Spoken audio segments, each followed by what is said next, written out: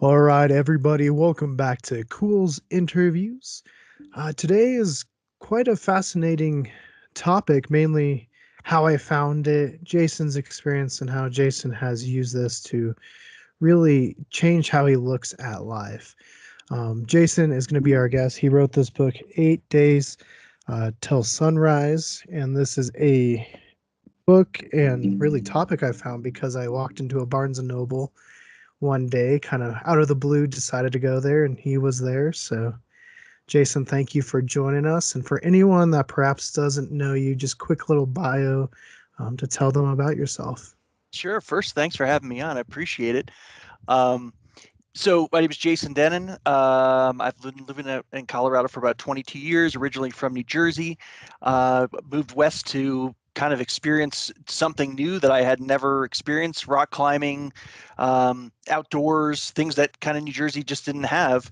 And so I quit my job, moved out here, and never looked back. So whether it's skydiving, triathlon, um, you know, ice climbing, climbing mountains. I was always looking for some sort of challenge to try to fulfill the need to I guess not ever stop moving my feet. Hey, and Colorado's really good for that. I mean, I haven't done skydiving, but I can say I at least have done mountains, and me and Sam have done a lot of the fight for air climbs and stuff like that. So, yeah, we hear you. It's a great state, and I guess before we get into it, what is skydiving like? Because I have a fear of heights, so I don't think I will ever experience it myself.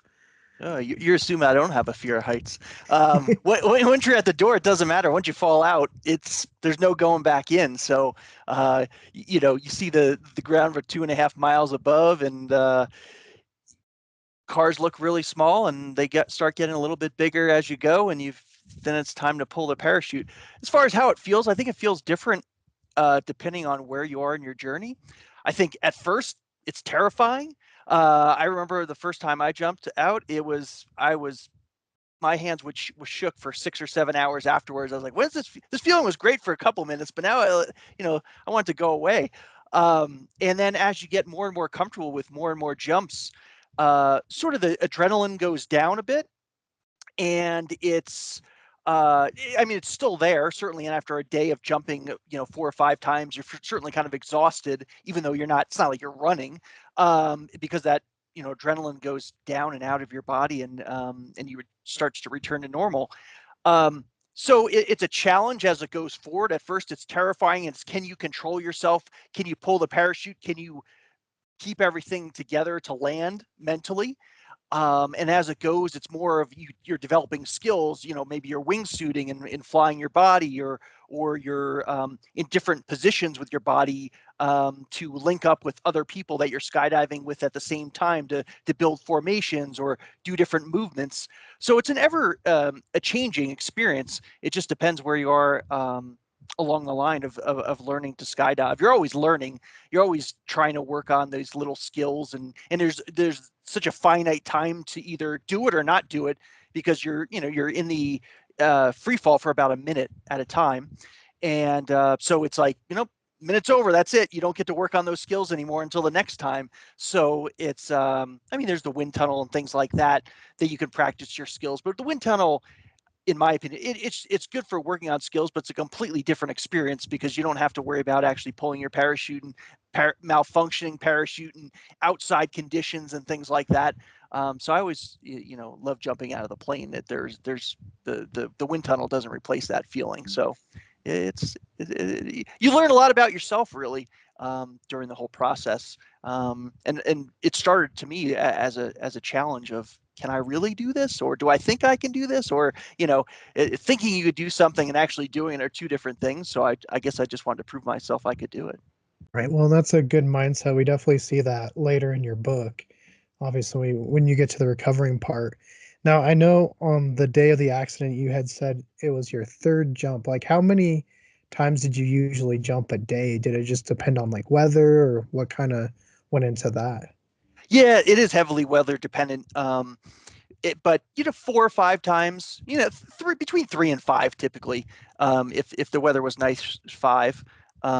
So I think a lot of people that don't skydive think you just go there and you just jump once and that's it. They're like, no, it's like a full day event, where you just, you get down, pack your parachute, get up again as quickly as you can and jump again. So it gets a little bit addictive, I'll say, but it's an amazing experience and certainly worth it. But so yeah, that day was the third one. I couldn't go for number four after the accident on the third one.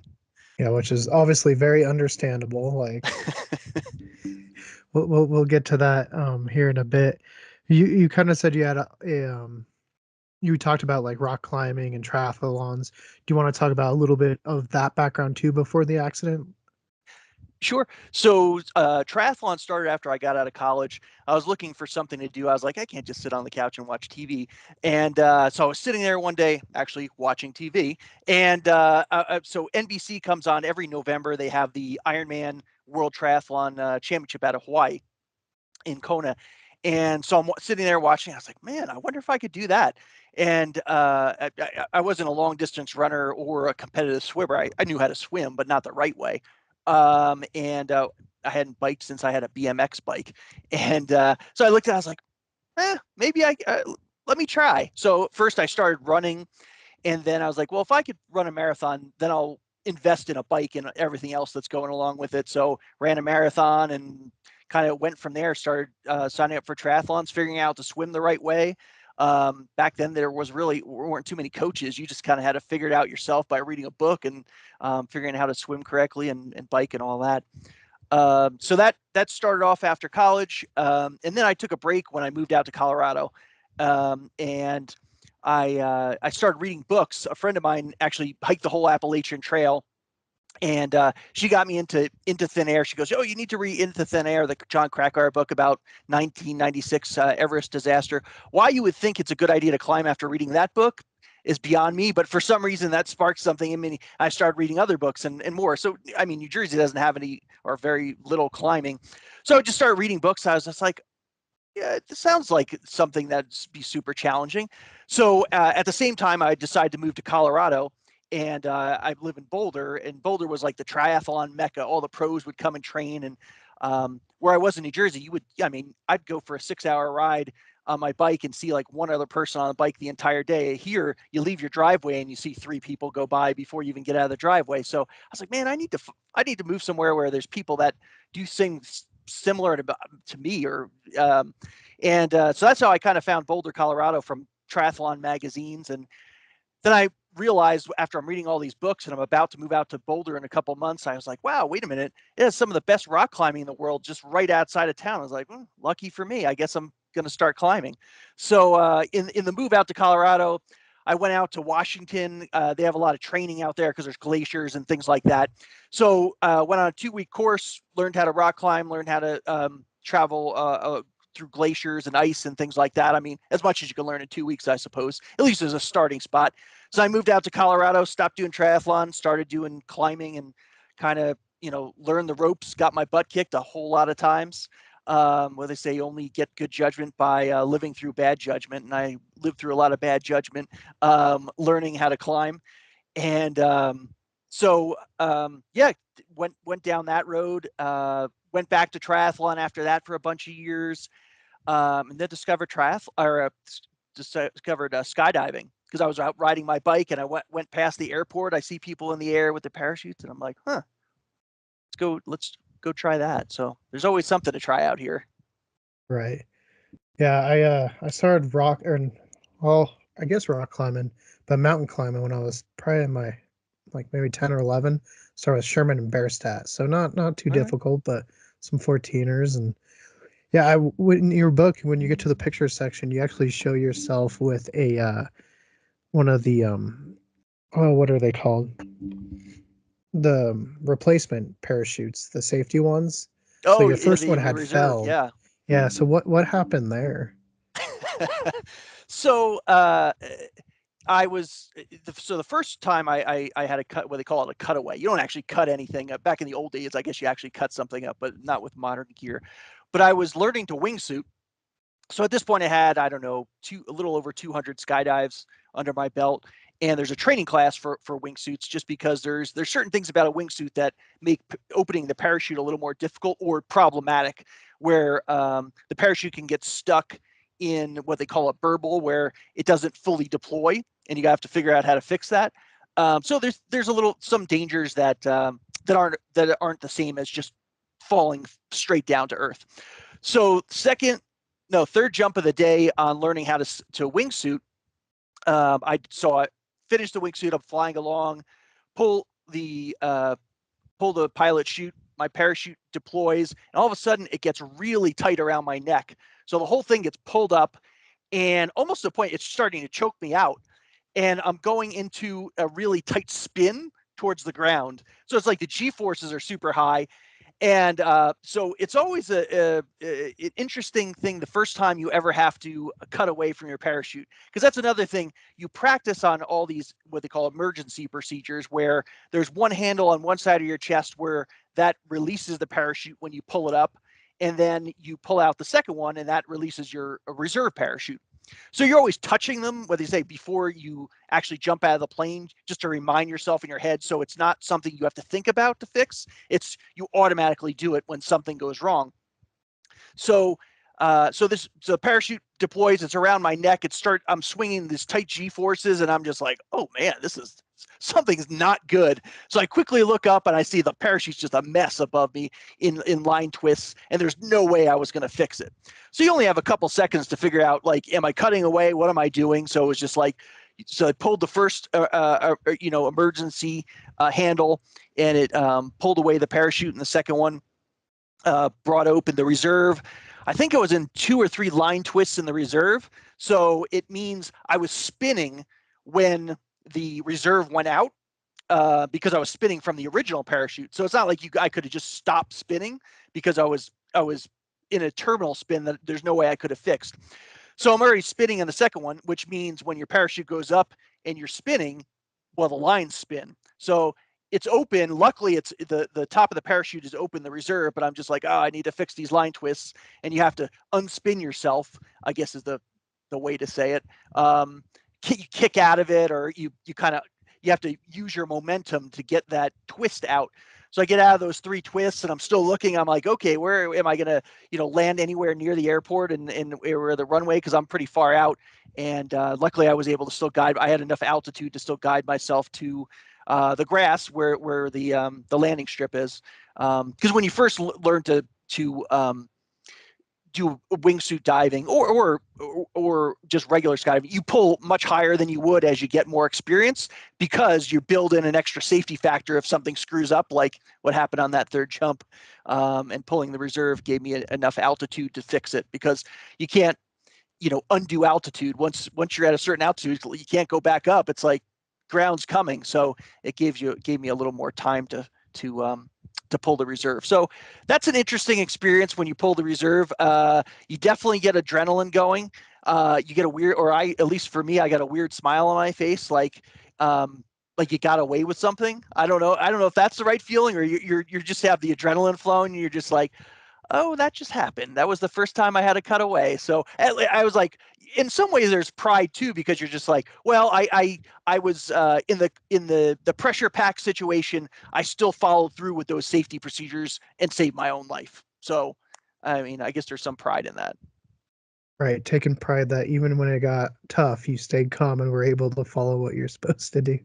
Yeah. Yeah. Now that you have after skydiving, going through some of those situations, it's almost, you have an odd experience of not getting excited about too many things in life, where um, I had a bear. I was out hiking and there was a bear. This was about a year and a half ago. And I'm just walking across El Dorado Canyon in outside of Boulder. And all of a sudden this bear comes down this trail, and it wasn't like a massive grizzly, but it was probably 5 feet tall, and it's super wide and way stronger than I am. So if it attacked me, I wouldn't have had a chance. But it kind of just went 50 feet in front of me, stood up, and kind of stared me down. And I just stared at it, and I was like, oh, I don't know what's going to happen. Hopefully it doesn't charge me, but I don't think I can outrun it. And so it kind of then ran downhill and didn't do anything. And the next hikers came up to me, and I was like, oh, watch out, there's a bear that just crossed the path. And they're just like, aren't you freaking out? Aren't you excited. And I was just like, I thought about that a couple minutes later. I was like, maybe I should be, but I think my adrenaline is all whacked out that after a couple things I've been through that I didn't get excited at all in some weird way. I'm not sure that's a good thing, but I was just like, no, my heart rate's the same as it was just walking down the trail. So I don't know. Yeah, that's something I think we've heard too when we watched that documentary Free Solo about Mm-hmm. Alex Honnold who free climbed Capitan, Mm-hmm. where he just like something it doesn't kick anymore because he's done so many things like 3,000 feet up in the air, and he's just like, it's not too bad anymore. And so I guess maybe it's something you condition yourself to as well. You're like, I've done that, it's not too bad. Or you broke something and you can't Yeah. fix it. I guess I don't know. Hey, I mean, it might help you also do some stuff that you might not ever do before as well. So, That's true. well, another thing that was kind of important in your book was like your 9 to 5 and your mentality there. So, what was that like before the accident?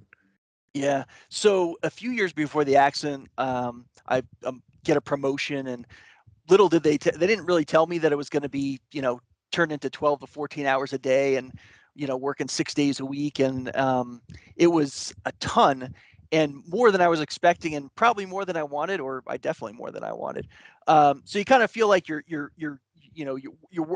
hard work paid off, and but then you're just like, oh man, this isn't exactly what I wanted. It's kind of taken over my life, and I was super stressed all the time. Probably not super pleasant to be around. I didn't like myself all the time, and I would just like, I wouldn't be able to sleep full nights. I would be staring at the ceiling, going, I have too much to do the next day. How am I going to get all this done? And you don't want to let yourself down. You want to let the people down that hired you and gave you a promotion. And so I was super on edge, and I wasn't happy. And that's kind of how I got into skydiving, because what I found over the years, I guess I didn't know this till just a couple years ago. It seemed like everything I would pick to do as a hobby was something where you're completely in the moment, where it doesn't matter about future, doesn't matter past. It's like you're in it right now. And unknowingly, I picked skydiving. That one day I was, riding my bike. I was like, man, I'm miserable. I need something to get my mind away from all this stress, because it just too much is taking over my life. And oddly enough, I guess skydiving could be super stressful in the beginning because it was, but eventually it becomes calming. And when you're at the airport, I always said when I was at the airport, nothing else existed in the world except the airport and jumping, which was super beautiful because it took me away from that really stressful situation. And it gave me a sense of happiness from the time I was there, to take my mind away from other things and challenge myself. And one of the things that sort of similar to that bear, where when you're skydiving at first, the first bunch of jumps, your heart rate is pinned, and it's going really hard.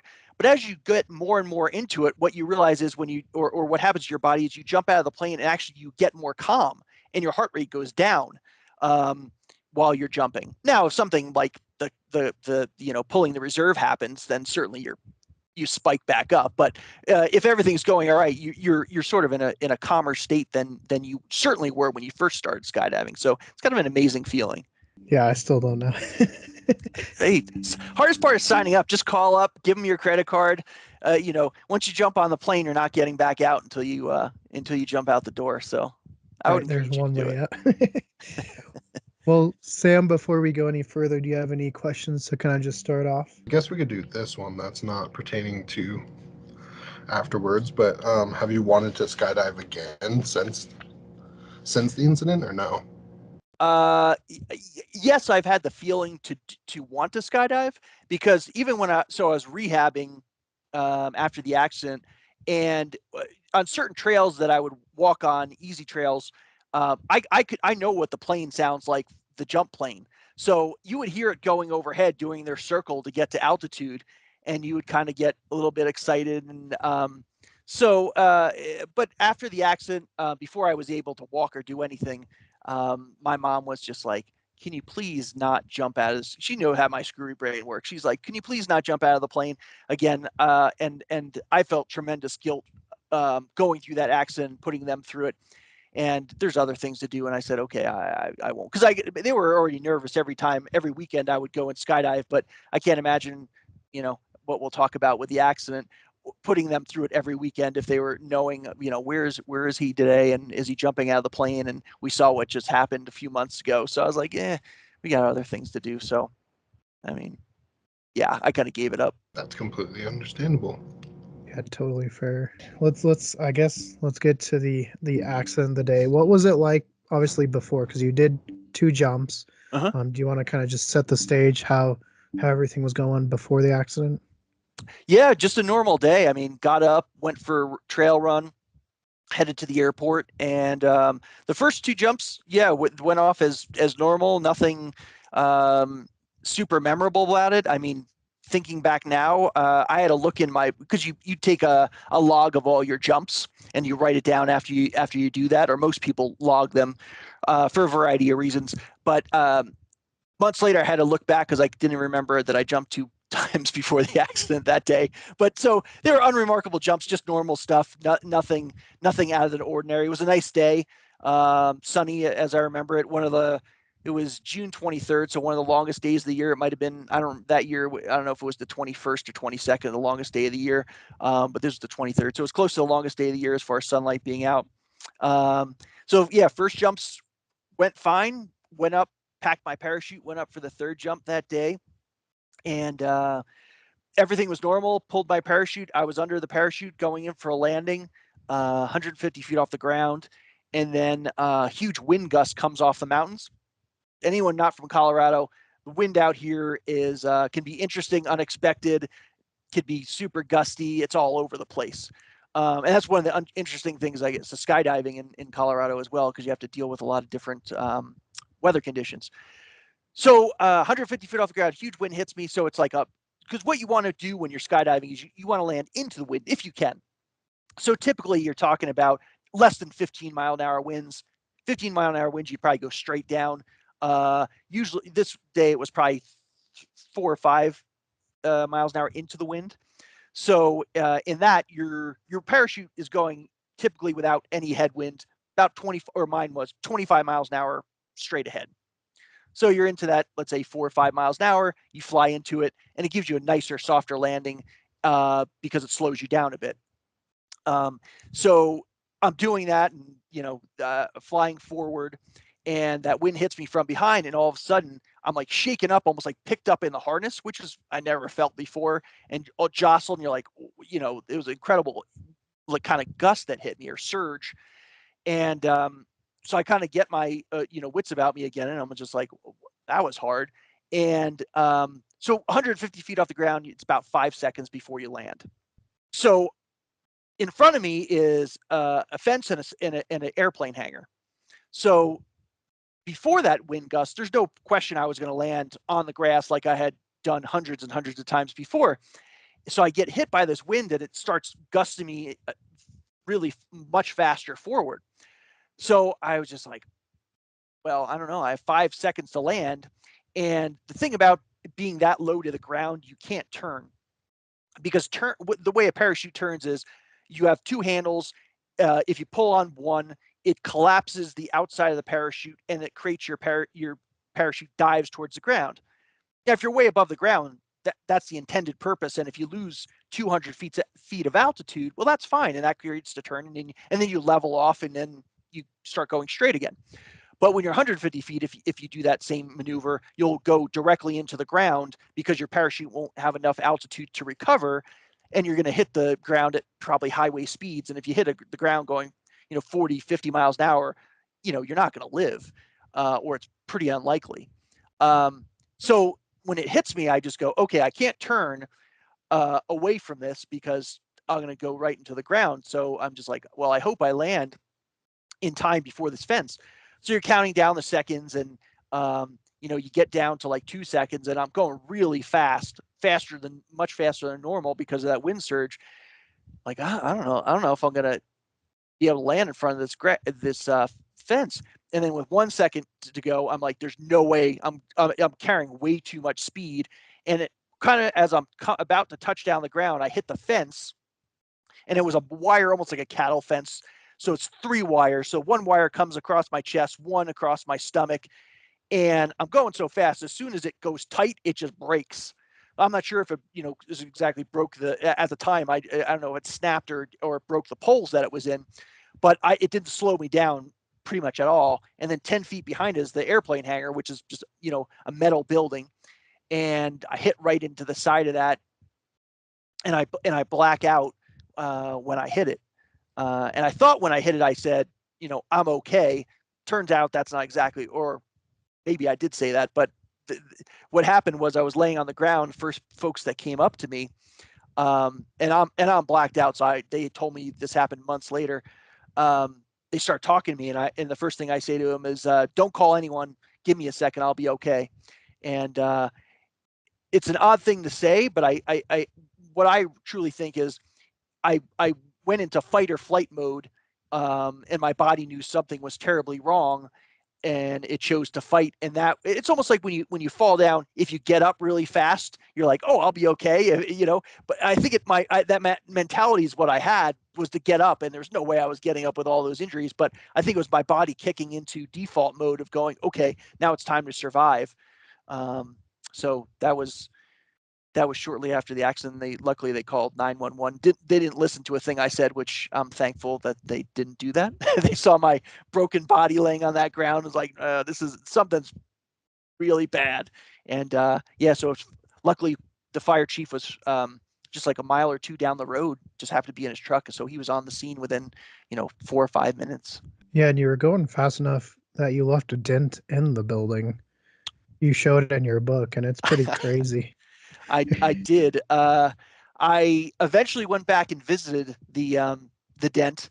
I think part of the recovery was really going back and confronting, what happened, and one was most importantly thanking all the people at the skydiving school, for all that they did. Not only the first responders that came by, but also they brought my car down to my family, because my family's from the East Coast and still lived out there. When they flew out here, they brought my car down to them right away, so they'd have my car when I was in the coma. So first was a thank you, and then I was like, okay, now it's time to walk over across to that field to see where it happened. And I saw the dent in the building.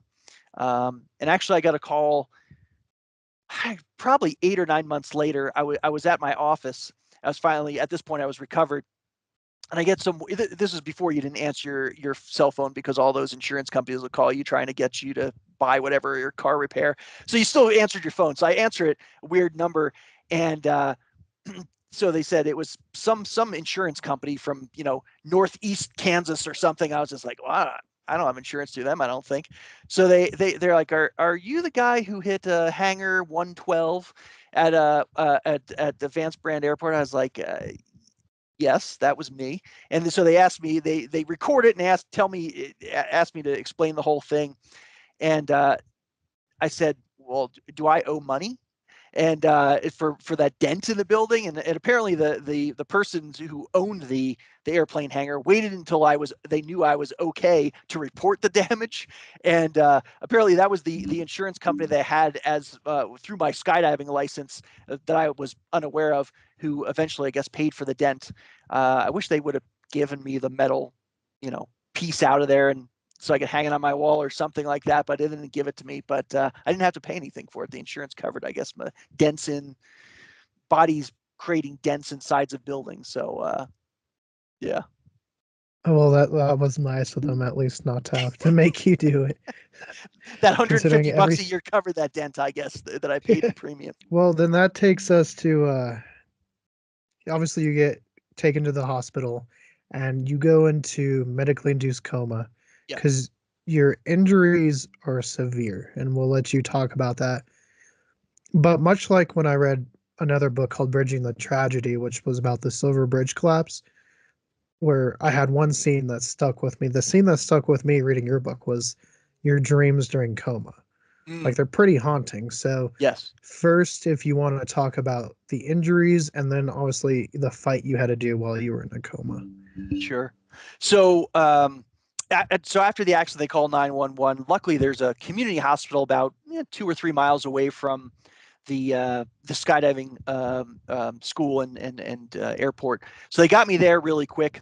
I guess they assessed my injuries. I was blacked out, so I had no idea what was going on. They called for the Flight for Life helicopter to bring me to a level 1 trauma center that kind of takes care of the worst type of accidents.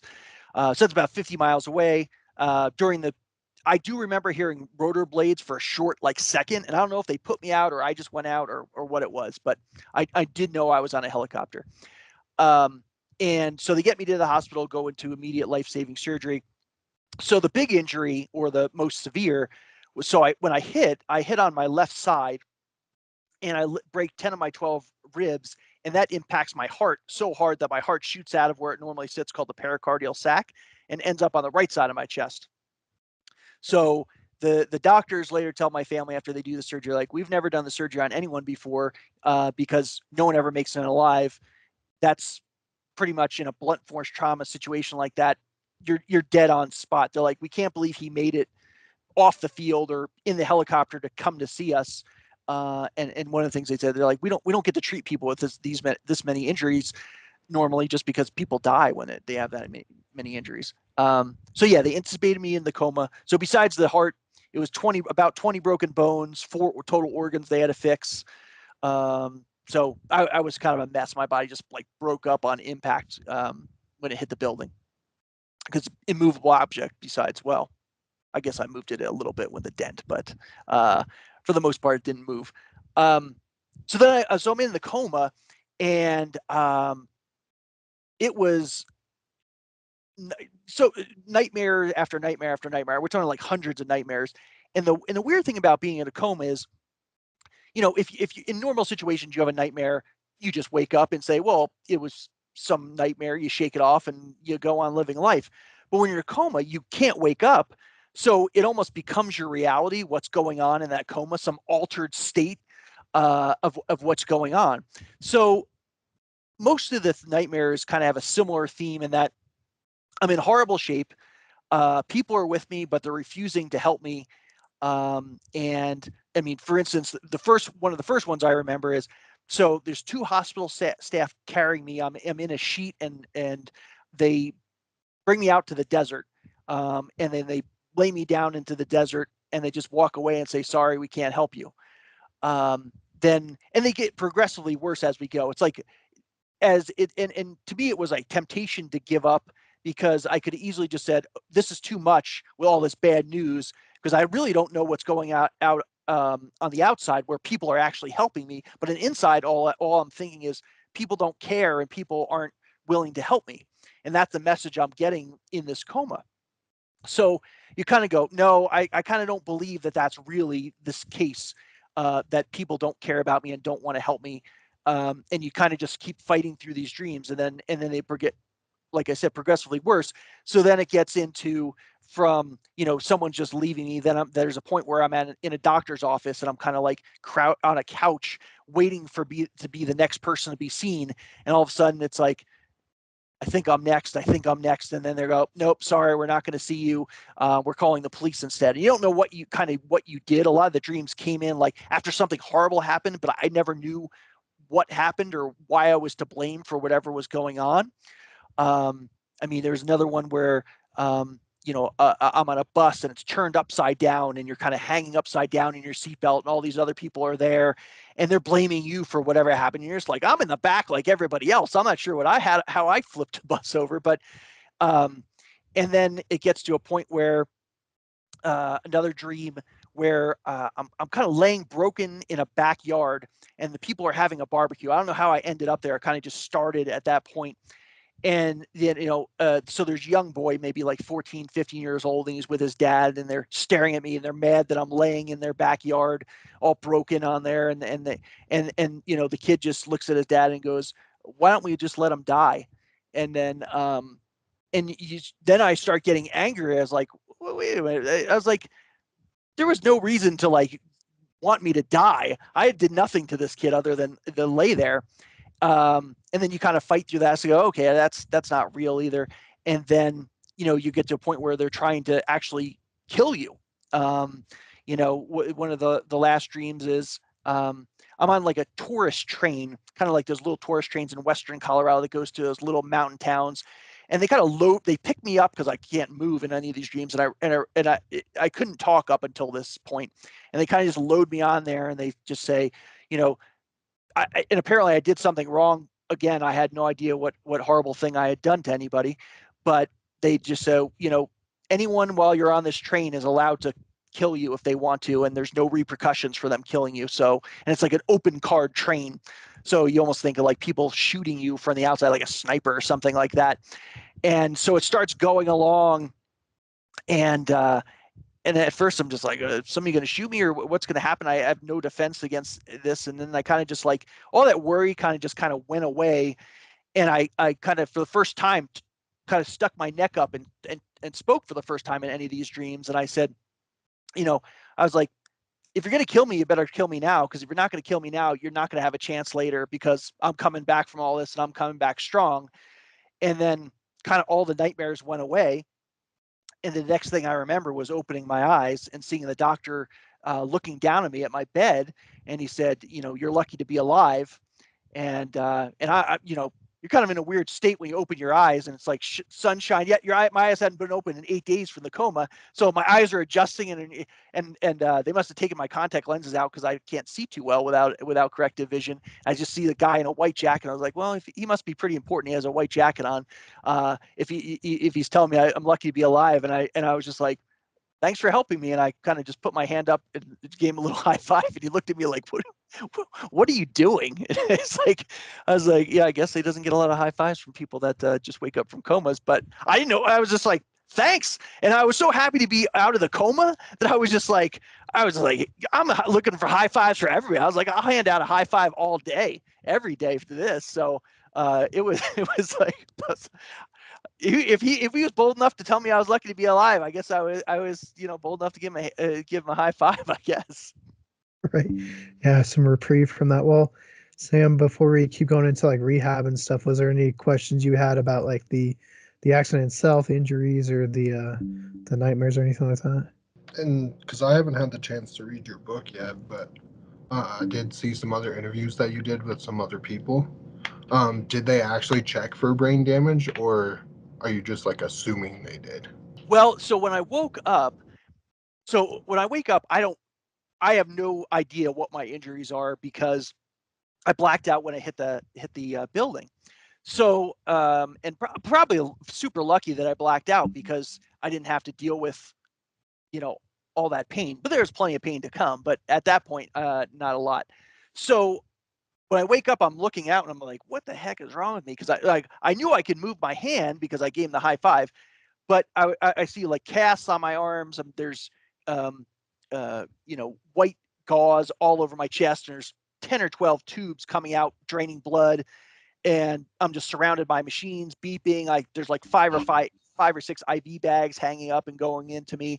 And at that point, I couldn't even really feel my feet. So I was like, I didn't know if I was paralyzed or what.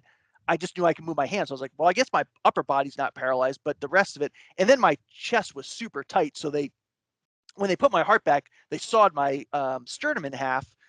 And so it goes pretty much below my belt to my clavicle where they cut it open. So it almost felt like it's like 10 pounds of potatoes in a 5-pound sack. I was just like, I think they put this on too tight. I was just like, but I guess I was just swollen from, you know, everything that was going on. So it was really hard to breathe. So little by little, at this point, my family's there, and little by little, they would tell me what my injuries were. And there were some parts of the day where I was completely with it. And then there were some parts of the day, I guess, because of medication and things like that, where I was completely out of it. And I would have to ask them the next day, and I would go, did I say that yesterday? Or did I not say that? Did that really happen? And then they would be like, yeah, that's real. Or like, no, I don't know what you were doing when that came up, because that wasn't real. But so little by little, my family would tell me what my injuries were. And sometimes I'd ask it a couple times. I was like, really, my arm broken? They're like, yes. What about that leg? They're like, no, that leg's okay. This one's just broken. And eventually they came out to me and said, you know, they did a brain scan. There's nothing wrong with your brain. There's nothing wrong with your spine. So I was incredibly lucky because those are things that in many instances you cannot fix. And I was lucky that that didn't happen to me, where most of my injuries were, for the most part, fixable. So yeah, they said that. And even with at first, like I said, my body was numb. And eventually all those medications drained and I was in tremendous pain. But really, one of the first things I was scared to ask if I couldn't move my legs or not. And my family's in the room, so I'm like, they're going through enough. I don't want to ask, like, well, am I paralyzed as well? My legs, like, so I'm just like laying there, and I'm looking down because I'm flat, or pretty much flat. And I was like, I wonder if I can move my toe. And I'm just like, well, I can't feel anything down there, but let me just try to move it. And all of a sudden I look down and I see the blanket moving a little bit. And I'm like, well, that must be my toe moving, because why else would that blanket be moving? And I'm like, oh, right, not paralyzed. And I was just like, I didn't say anything. I was just like quiet. I was like, no one needs to hear that probably right now. So yeah, that's how I figured out what my legs worked. But because yeah, you're just like, you're a wreck, and you're just like, I don't know what's wrong, and your brain's not working that well, so you're just like, from day to day they'd have to tell me again what my injuries were. I did have a concussion, so I guess that's some form of a brain injury, but it wasn't Like severe. yeah, I don't know what grade it was, or is equivalent to an NFL hit or something like that. I don't know, but it wasn't lasting, I suppose. Yeah, no permanent brain damage or spinal cord damage, which definitely is important when you're going, because you talk about, obviously you set a goal once you kind of know you're not paralyzed, Yeah. and that helps get you through the rehab. But at the same time, you talk about kind of switching your mentality once you're in rehab, because it was hurting. Obviously, it's a lot of pain, Mhm. but at one point you do switch your mentality. And tell us a little bit about that and how that helped you get through it. So first, yeah, the about a week after I wake up from the coma, I'm laying alone at night, and because it's like you're in bed all day and you only get sleep so long. So a lot of times you'll be up in the middle of the night, and I can't move, I can't go anywhere, I can't do anything, and so you're just thinking. And I knew how my brain worked, as far as I needed to pick a goal to get to. It's like I just knew that's how my mentality, my brain works. It's very goal oriented. So I had done triathlons years before, and I hadn't done one in about 6 years. But what I came up with in that dark room was like, well, I thought, I'm broken in all these ways, but if I do a triathlon, it means my lower body works, my upper body works, my heart works. So it was kind of a proof that everything worked again if I could do that. Because if you just ran, your upper body doesn't necessarily lead to work, or use, or it doesn't work correctly. Or you could choose to swim, and then your lower body may not have to work correctly. But I figured this puts it all together. There was no hiding body parts if you're going to do triathlon. So that and when I'm laying there, I'm just like, all right, this is what I need to do. And I thought, it's going to be a 2-year goal away. I don't know where I came up with that. I mean, the accident happened in June. So I was like, well, it's not going to be this summer, probably not the next summer. I was like, what about the next summer after that? So about 2 years. I didn't ask anybody, I didn't tell anybody, because I just didn't really want anybody to say, yeah, that's gonna be great, I'm sure you'll do it, or like, or just I just want to hear it from anybody. I was just like, this is my goal, this is what I'm gonna do, and I don't want to hear it from anybody. And I didn't know if it was a reality or anything at that point, if it was even possible. But so that was the ultimate goal. And then, so I really hit a low point when I'm laying in that bed, because I always feel like mentally, if I'm, whatever problem I have, if I feel like there's a way I can work towards the solution, I feel way better about it, right? I have some sort of control to get to that end goal. And after weeks of laying in that bed, it was hard to see the control that I had. And because I couldn't really move, except my arm, my right arm above my elbow, and that was broken in the wrist. But that was the only thing I could really use to, feed myself or move around.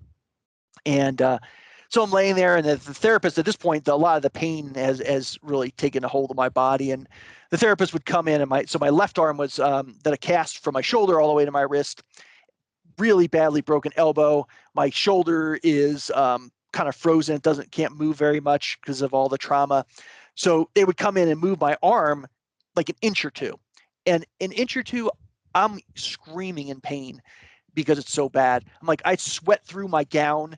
And we're talking about, you're in a hospital, so it's 70-degree temperatures. There's no way laying in bed you should be sweating through, a gown. But just that pain, I'm near a 10. I'm near passing out. The pain is so bad from moving it. So they would come in and just move it a little bit, and he'd be yelling, and then they move it out and move it again. And so they'd keep on moving it, because if they didn't move your arm enough, then your shoulder would completely become frozen. It'd be really even that much harder to rehab. So they didn't want that to happen. So they kind of move it. So it's horrible. And then you start going down. I feel terrible guilt, because my parents are there every single day. They come out from the East Coast, and I'm just like, man, I decided to jump out of the airplane all those times. Whether you want to blame it on the wind or anything else, ultimately it's my fault. I decided to jump out of the plane, and I can't imagine what it must have been like if for them to get that call, or like walk in and see me in a coma, and broken and breathing tubes down my throat. It's a horrible thing to see. I'm like, it's my fault. So I felt horrible guilt like all day, because when you're laying in bed and you have nothing to do, it's like guilt and beating yourself up. But I think that's a completely a really important part of the cycle to recover, was beating myself up and making myself feel terrible about myself. And the things that you regret when you wake up are the things you wish you had done. And working all those hours and all those things, I was just like, what do you regret? Things that are most important to you is like, I wasn't spending enough time with my friends and family. And I'm like, and I wake up from the coma, and who's there and who's been there for days upon days? My family. And they dropped everything and moved out there. And you're just like, man, I just got lost in for a while of getting sucked into not purposely, but off target, and you lose the path and the things that are most important to you. Sometimes you neglect the things that are most important to you, and I felt terrible about that. So as we're talking about weeks at this point. I'm out of the coma, and they moved my arm, and I'm just like, oh man. I was like, they moved my arm an inch. I can't even move it myself. And I'm like, I'm on the verge of passing out. I was just like, how am I going to come back from this if I can't even have someone else move my arm an inch or two? And so I'm going downhill, and they could see that. The nurses come in, and they're just like, what do you think if we send the psychiatrist in? I was like, I don't know. I'm sitting here all day. I need something to break up the day, because you only can watch so much daytime TV and so much misery from them moving my arm. So they send in the psychiatrist, and so he sits down, and he's just like, well, what's going on? And he's just like, guilt is terrible. I feel like a little bit helpless. Like I can't do anything to get better because I only can move my hand, right? And then so he's, I guess you would call old school, I suppose. He just wanted to. He's like, what do you think about taking, and then add in 10 or 12 different drugs. I can't remember them off the top of my head. I remember one or two of them are definitely antidepressants, because I knew that from TV commercials. And I was just like, I don't know why you're asking me if you think it's a good idea to take medication. I'm not the one with the medical degree here. But I was like, well, what are they going to do for me? Tell me that.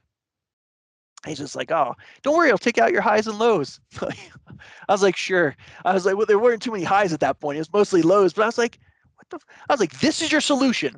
Of course I'm depressed. I just got smashed in the building. I don't know if I'm ever going to come back in my life. It's like, I wasn't clinically depressed, right? I wasn't like, I understand those are legitimate things to treat people when they're clinically depressed. I wasn't clinically depressed. I was just depressed because I couldn't move. And I was just like, nah, dude. I was like, the reason I'm and this is what's going on in my head. I didn't say this out loud. The reason I'm laying in this bed is to rebuild myself into a better version of me. And the thing is, I had to hit bottom before I was going to go up. And I knew, I need to make myself feel raw. I need to beat myself up. I need to go, you are terrible. You need to be better than you were before this accident.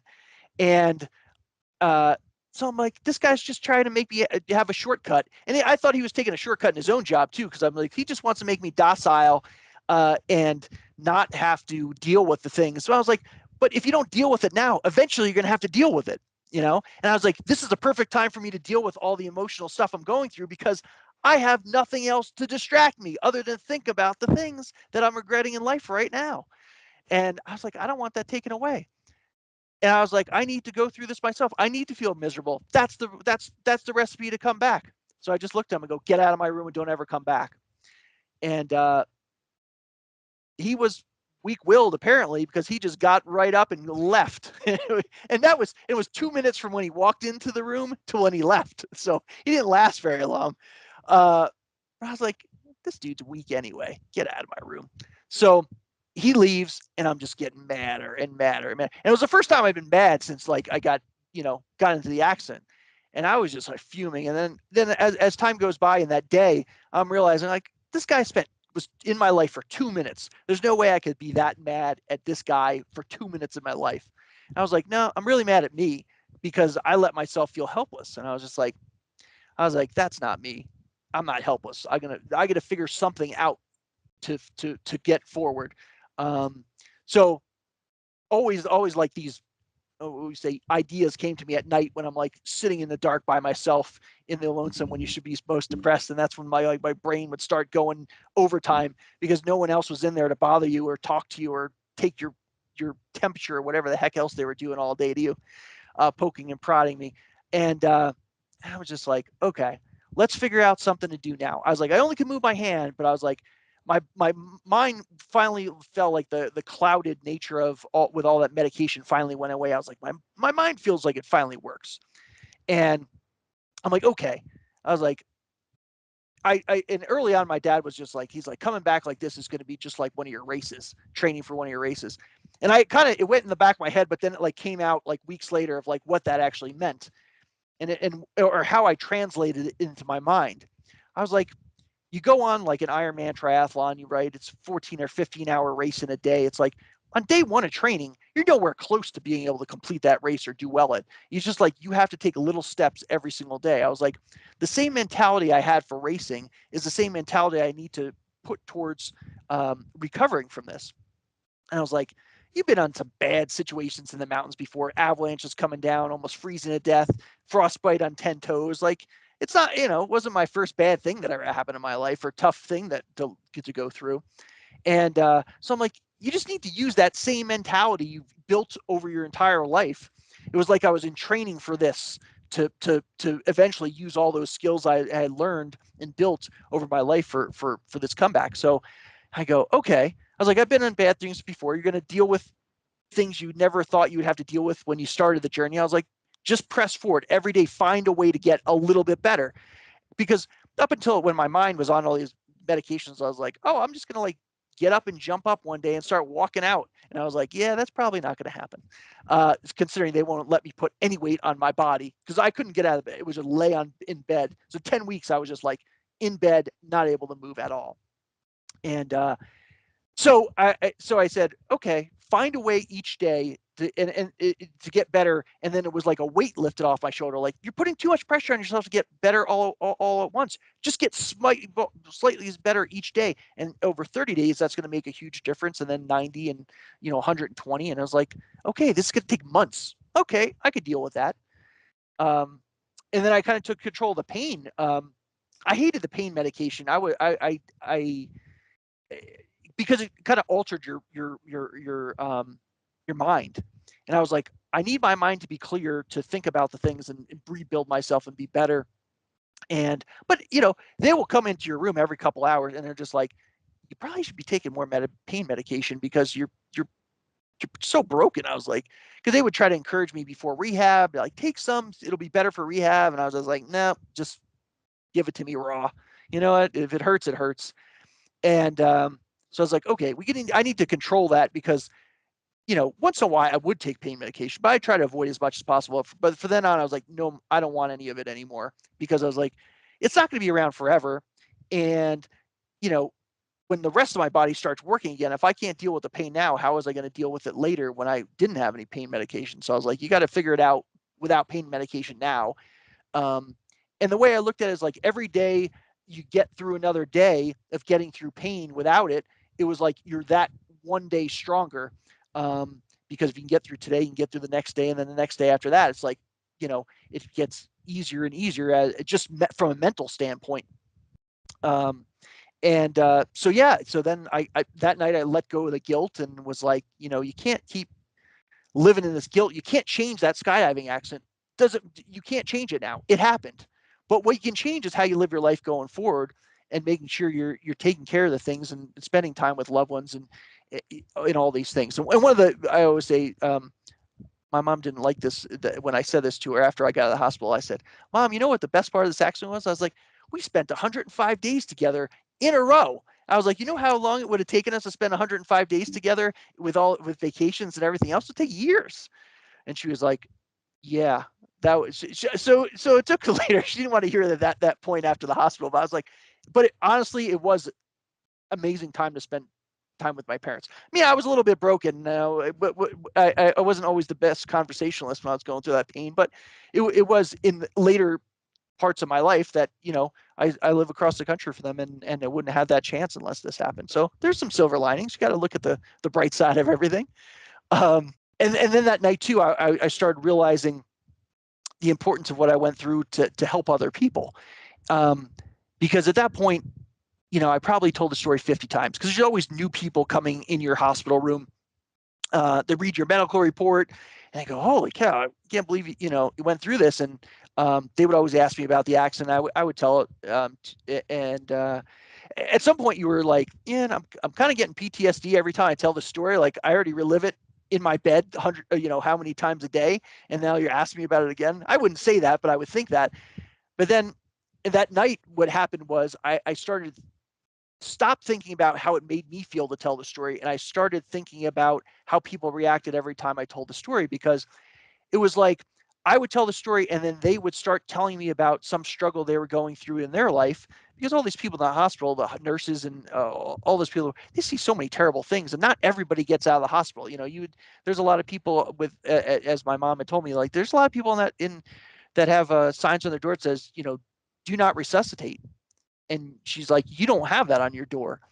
And they see terrible things, and I'm just like, that must be so hard to see every day. You're doing your best to help someone, and they might not survive, or might not ever see the outside of the hospital room again. And I was like, man, if I wasn't able to tell my story first, they would have poured their heart out to me and what they were going through. And I started seeing this whole accident as a gift given to me to connect to people in a way I could have never connected to before. And then I started seeing, I was like, wait a minute, there's something to this. I was just, because before you're just like, well, it's an accident. Now you're starting to see purpose. So like, well, maybe I was supposed to go through this whole accident and come back from it, because I had to hit my bottom and go through the toughest thing in my life before I could understand someone else going through the toughest thing in their own life and relate to them. I was like, oh, okay. Well, maybe this comeback's not just about me. Maybe it's about all the people I could help if I can prove myself that I could come back from this mess in this accident. So I was just like, oh, it was like a whole new strength that I didn't have just because living for myself. It was living beyond for these other people that I could eventually help if I did something. So, and that night everything changed. And then, that therapist came in the next morning and started moving my arm, and it hurt just as much as it did before. And I yelled just as loud as the day before, but I was just like, I don't care. Just keep doing it. I don't care how hard I yell. Don't listen to it. Just push my arm as hard as you want. Just make me better. And she looked at me like that same look that the doctor was giving me, like when I woke up and gave him a high five. She's like, who is this sicko? You're like, I just made you yell louder than I've ever made anybody yell. And I was like, thank you. And I'll see you tomorrow. And it was the people that treated you amazing, because they would come. It was more than once they would go, you had so many injuries. I didn't even know how to treat you. I had to bring out my textbook and crack it open from physical therapy school to figure out how to treat you. And the way you think about it is like, wow, this person works 12 hours and then they went home and then they cracked open that book to treat me. And you're just like, you're owed more. I owe them more than you can say in a thank you. And part of the whole journey is like, and I went back and thanked those people lots of times after, I raced and said, I couldn't have done this without you. But the other thing is, besides thank you, like thank you only goes so far. The way I look at it is, it's like the best way I could thank all those people that helped me all those hours is to go help someone else and take what I learned from them and what I learned from the accident and pass that on to someone else. And that's how I repay the person that helped me. Yeah, and one part of the book that I enjoyed was when they would come in and you would kind of throw them off of their kind of routine by saying, "How are you doing?" And then they're like, and then kind of go. So I mean, that had been nice for them to be like, okay, all this time I'm asking them how they're doing. Someone else actually asking how I'm doing. Yeah, it's interesting that some of the the things you notice when you're laying in bed. So you can't really move, you can't do anything, and you start. It's almost like when you lose one. Well, I don't know how you. I can't compare it to losing one sense. I've never lost a sense before, but where they say you lose one sense and another sense becomes that much brighter, and it almost felt like I would look at someone would come in the room and within seconds I would know exactly how they're feeling that day, just by the tone of their voice, the way they're looking, and I would pick up on things, I guess, that I probably wouldn't have noticed before unless I was laying in the bed and not able to move. And one of the amazing things that happened was one of the nurses. So the fourth hospital I was in, the rehab hospital. I'm sitting there one day, and it's probably, I don't know, a week and a half or 2 weeks before I got discharged. And so the nurse comes in. It was a new guy that came in. Because you're always getting, every couple of days they go through their shifts, and I had never had this particular nurse before. And he walks in, and he said, "How are you doing?" I said, "Okay." I said, "How are you doing?" And I could kind of, I guess sense there's something was off with him that day, even though I didn't know him. And he's just like, "No one ever asked me that." And then he starts telling me about things that he's going through, and we're talking. And over the next 4 or 5 days of him being my nurse, we kind of really struck up a lot of conversations. And and one of the things, one of the amazing pieces of advice he gave me was, he was a snowboarder, or still is a snowboarder. So he wound up breaking his back at some point, years before he was treating me. And he was telling me he was in a brace and he had to, sit up and not move in his bed or on his couch for, 4 months or something like that. And so he, over the previous days, he had learned like the things I was into and what I would do. And he just said to me, he's like, I want you, I know this thing happened to you with his accident. You're completely broken. He's like, but I want to tell you one thing. Do not stop taking chances for the rest of your life just because one thing bad happened to you. And, you get that advice and I go, okay. And sometimes it takes you a while to process because you're still that broken state. And at that point, I don't even think I could walk yet. You're just like, yeah, okay, I know. And it always stuck with me. And all the, these years later is, that you still have to, she's like, you wouldn't be you unless you're not going to be happy for the rest of your life if you don't take chances. And, I mean, last year, so every year I kind of have a holiday I call Coming Back to Life Day, where I celebrate the day I almost died. And I always try to do something that I haven't done before since the accident, or someone told me I wouldn't be able to ever do again. And so last year I chose to climb in the mountains again, which has its risks. Um, and I always remember that always came up to me every year. I think about it all the time when he says that. And I always tell people because this guy was, so amazing that he gave me that piece of advice. So don't stop taking chances. And I'm sitting there and I'm going, what am I going to do this year for the anniversary? And I said, well, I haven't climbed mountains yet. I've hiked, I've went up mountains, but I'm talking about, I want to climb ice and snow, and I want to, get the ice axes out and the crampons on and see if I could really do it again. I mean, I hadn't done it in a long time, and I hadn't done it, years before the accident, but I was like, am I still that dude? Am I still the guy that can do this stuff? Do I still have the mental wherewithal? Do I still have the mental control, or not? And I think that question has certainly driven me throughout my life of the question you ask yourself and you're not sure if you can do it is the reason I do it. And instead of having one mountain last year, I was like, okay, I'm going to do more than one. Let's see how many I can do while the conditions are right. And I started climbing again, and you get up there and you're nervous. It starts in the, like you guys know, at night. It's like, 2 o'clock in the morning, it's pitch black. It's like you get in over your head real quick if you're not confident. And I hadn't done it so long. I was like, there's no warm up for this. It's like, put on this. I remember how to put the crampons on. Here's the ice axes. It's dark up there. You only can see with your light 10 feet. Start climbing, see what happens. And and then something comes up that's maybe a little bit over your head since you haven't climbed in a long time, and you're like, can I still do this again? I don't know. There's no rope. If I fall, it's 1,500 feet to the ground, and someone's going to get a bad call and put me helicopter rescue in a closed bag this time. And you're like, can I do it? Can I not do it? And, sometimes you'll back off and say, maybe that's a little bit too much. Sometimes you go, today's the day to go for it. Let's see what I can do. So. Right. It reminds me of that old saying that somebody asked George Mallory, they're like, why do you do it? He's like, because it's there. It's that challenge, that excitement. Well, you start to obviously you're getting better, you're going through rehab. You're able to get into the wheelchair and kind of move yourself around, which is a struggle, you said, and Yeah. it's pain. It's painful. You're talking how it still hurts, but you're using that to kind of push yourself further, right?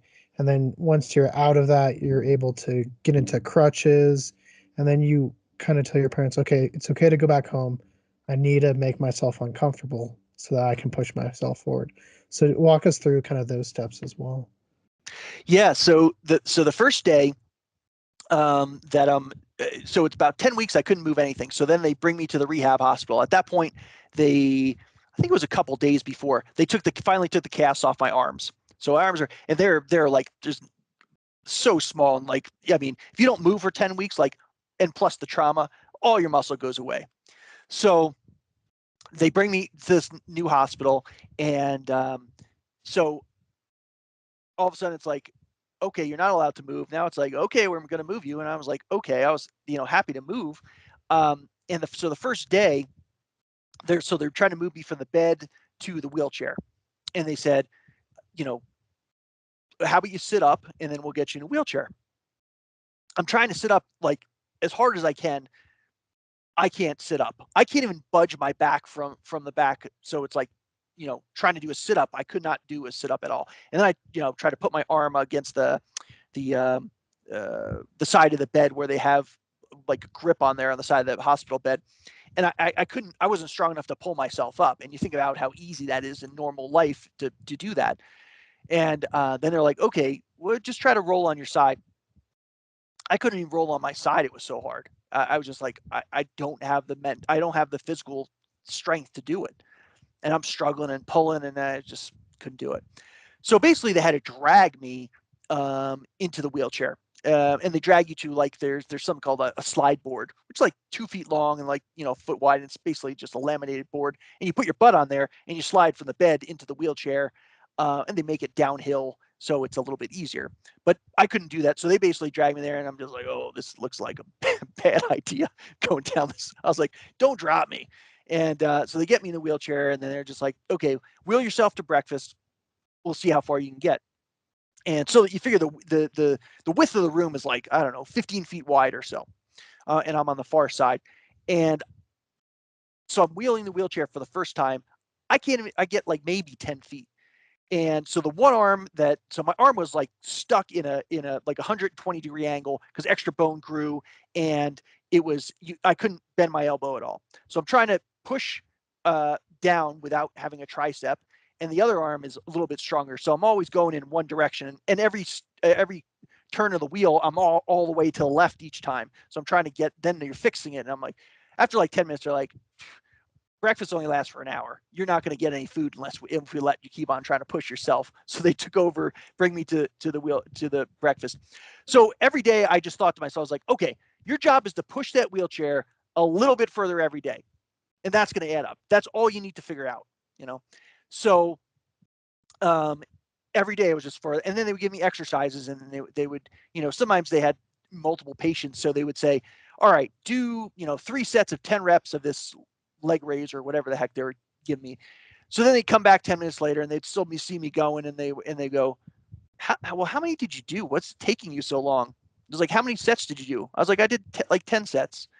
Like, well, I told you to do 3 sets. Why'd you do 10? I was like, well, 10's better than 3, and I'm looking to walk again. So like, I'm going to do as many as I can. They're like, okay. They were just like, and then every time they would come into my room, they would realize I would be working out on myself. I would ask them to give me exercises because you had about 3 hours of rehab a day. So you figure 3.5 hours, there's a lot of free time where there's nothing to do. So I'm like, well, I'm just going to spend every second of every day doing rehab by myself then, because it's going to benefit getting out of here quicker or more progress.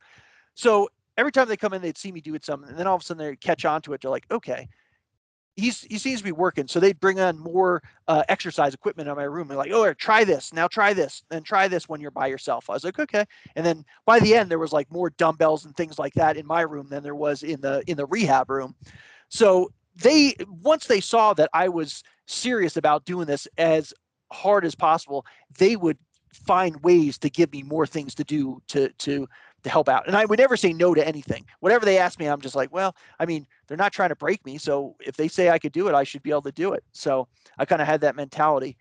But they never thought I would walk out of the hospital because what I realized was I was just like, well, that's weird. They're not asking me what my goal is when I get in there after like 3 days. I was like, well, maybe I should tell them what it is. I was like, so they come in the next day, the therapist, and I'm just like, I'm walking out of this hospital on that day. I'm just letting you know that's my goal.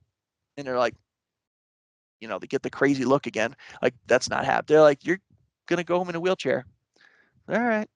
So I was like, I'll do whatever. I was thinking in my mind, I was like, I'll do whatever you want me to do. I don't care. I'll never say no. And this is going to lead me. You might not believe it. I'm going to walk out here. I believe it, and that's fine. I'll do whatever you want me to do every day. And they didn't think I was going to be able to be there long enough to be able to walk. But luckily, the insurance company, for whatever reason, kept on approving me to stay a little bit longer. And I was able to get in the opportunity to get more x-rays, because you only get x-rays every 4 weeks. And so they thought I was going to be gone before I was going to get the next set of x-rays, because the last set of x-rays was like, a couple of days before I went to the rehab hospital. So the doctor checks me out and he's like, oh, you're not fully healed. And I'm just like, oh man, that means I'm probably going home in the wheelchair. But then he said, you're healed enough. I think it'll help if you're able to put weight on your legs, because it'll help those bones heal faster. So I was just like, oh, like, you're all fired up at this point. And then they drive me back to the rehab hospital. And so I'm sitting down, I get back at lunch, I'm eating my lunch, and the therapist is like, do you think you want to try to walk today? I was like, let's walk right now. I was like, I've been thinking about in my mind what it was going to be like to walk for the first time for like weeks. So therapy room's all quiet because it's lunchtime, and she brings me in there, puts my wheelchair down, and she's like, all right, it's time to get up. And so I put my feet on the ground and push myself up. And you would think like, I had like hundreds of pounds on my back, like I was in the gym, like doing heavy squats. And I was like, no, there's no weight. It was just my body. And that was like, my legs are shaking uncontrollably just from trying to stand up and take a couple steps and go.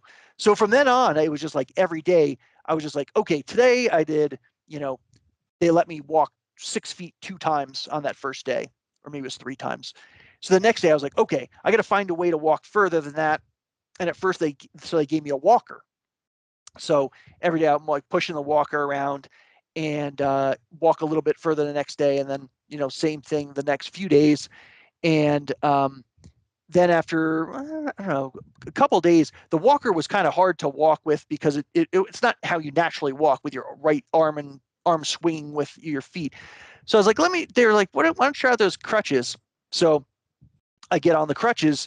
So I kind of looked at it as like little stepping stones, right? If you get to it's like, I want to get past where I don't have to use that walker anymore. I can use crutches. Then when the crutches were like, okay, now I want to get to the point where I can only use one crutch. And after, one crutch, it's like, fine to use the cane. Then it's like, how long could I walk without anything? And then, eventually that leads to running a couple months later.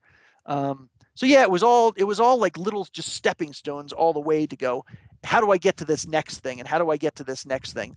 Yeah, that's kind of how I used it to eventually run.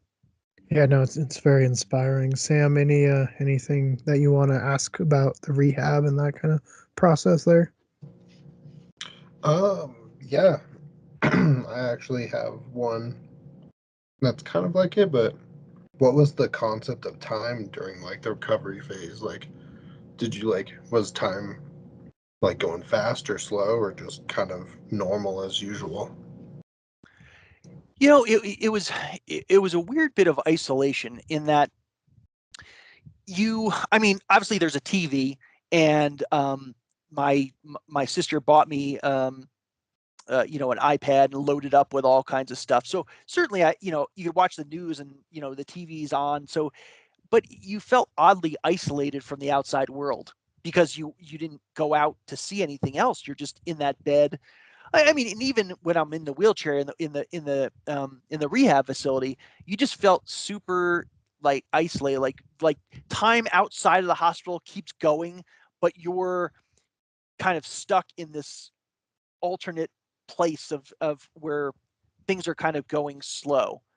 So that's kind of an odd experience. So when people would come and visit me, the thing about being in the hospital, so every few hours your nurse is coming in and asking, like, how do you feel, and do you have any pain, and what's your pain level, and all these things. And you get so sick of talking about yourself and so sick of talking about your condition, because everything boils down to, and I don't mean that as the negative way for people in the hospital, because they're doing their job, but like, you're just like, I'm so sick of talking about the injuries, I'm so sick of talking about how I feel.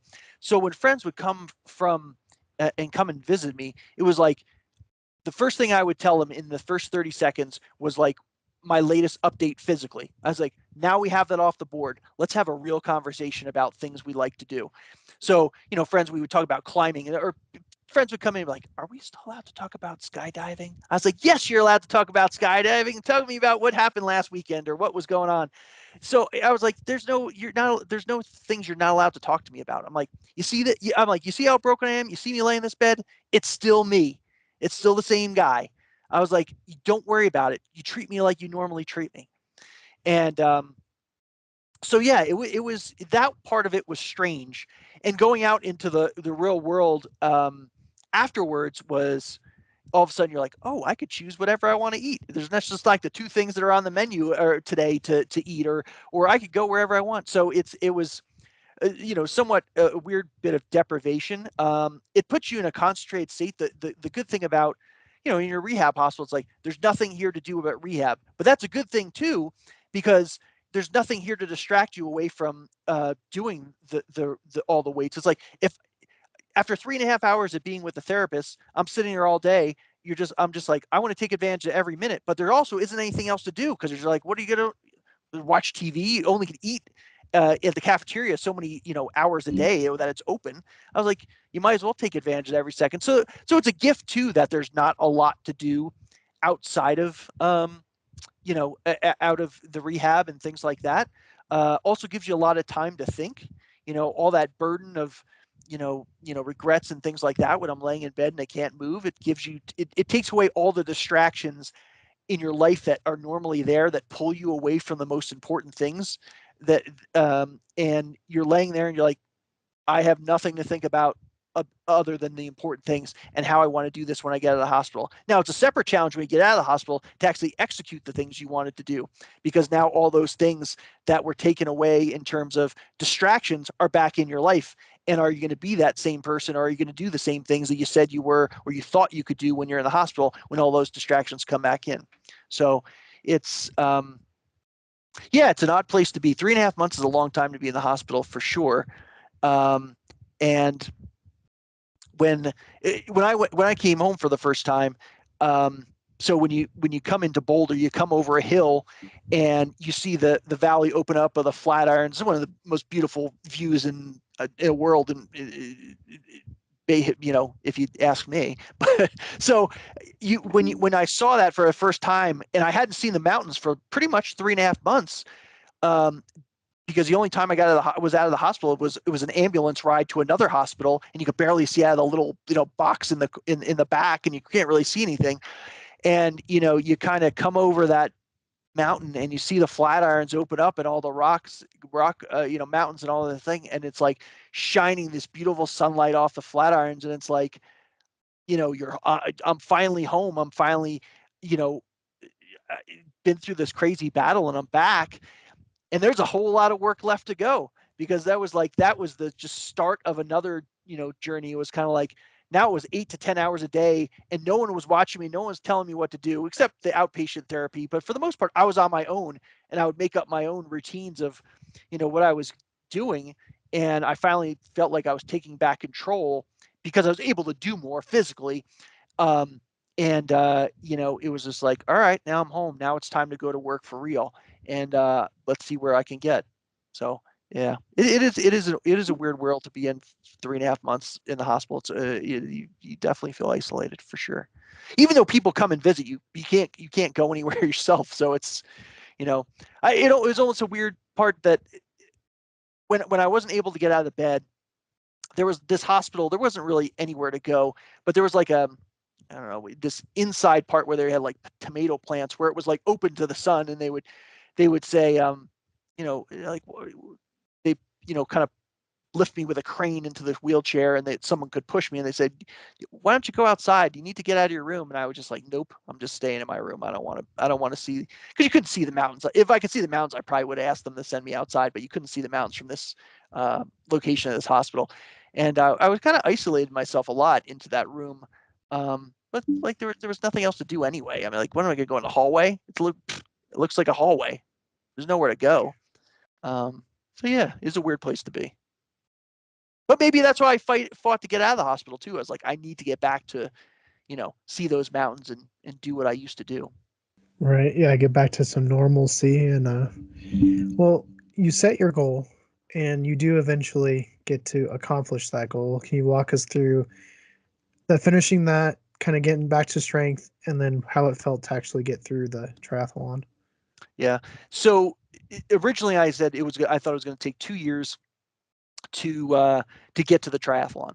And so I had finally they said they didn't think I was ever going to be able to run again, but at the 6 month mark, I took my first strides. It was an ugly run, but it was, more than a walk. So, and then little by little, I was like running a little bit more, and we're talking about hundreds of feet. We're not talking about, all of a sudden I started running a mile. It was like really slow, and my body was super stiff and super tough to warm up.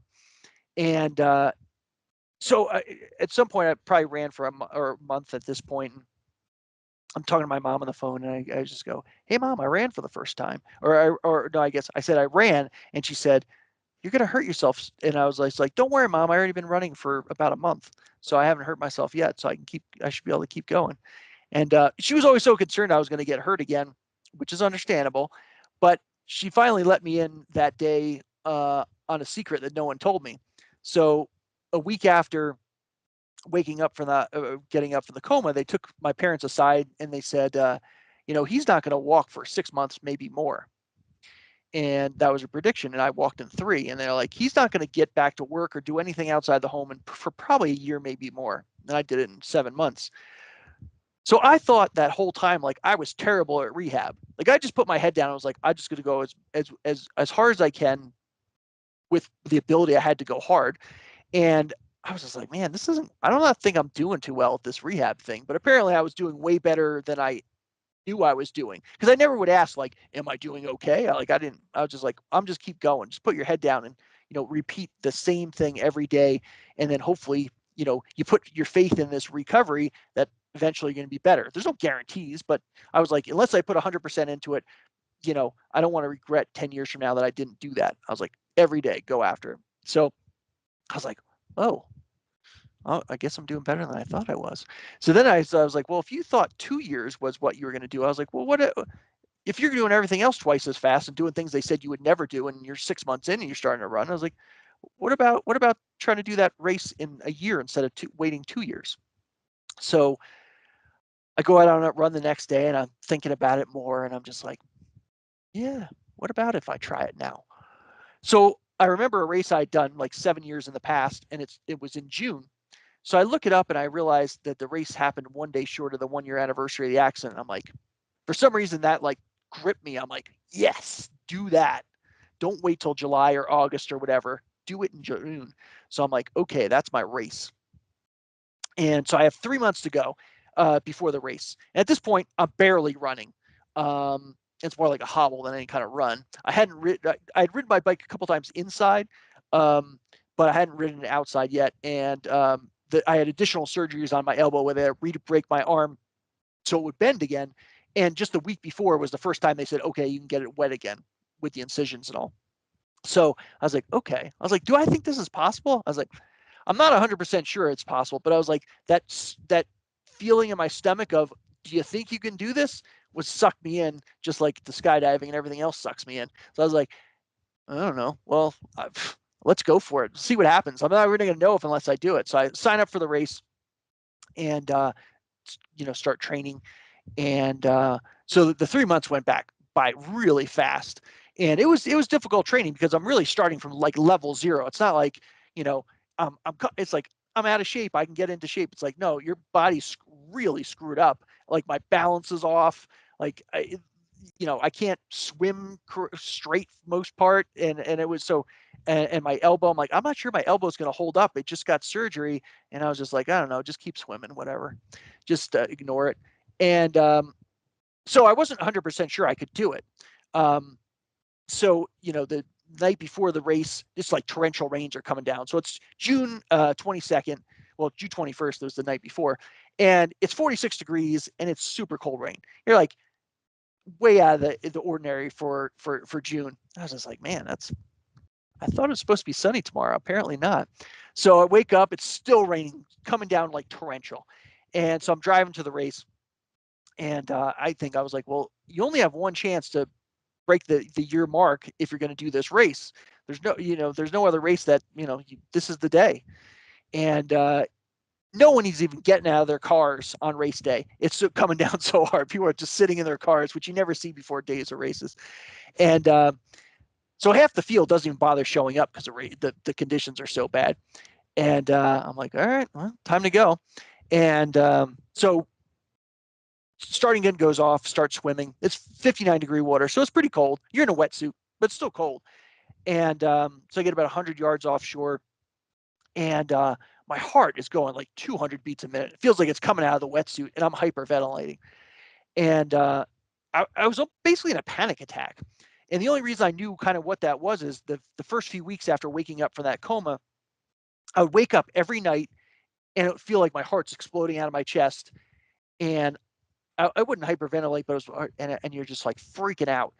And I would never call the nurse or anything. I just was like, I guess this is just punishment for the accident. This is just what I have to deal with, And I would rub my head with my cast and go, just calm down. It'll be okay. And it would be okay eventually after freaking out for like half hour at a time. So I thought that's what it was. So, and I turned on my back and I'm just like, out of breath. And I kind of see the shore and I'm just like, oh, did I come back too early? And I'm questioning myself, and all these things start going through your mind to like to talk against what you're trying to do.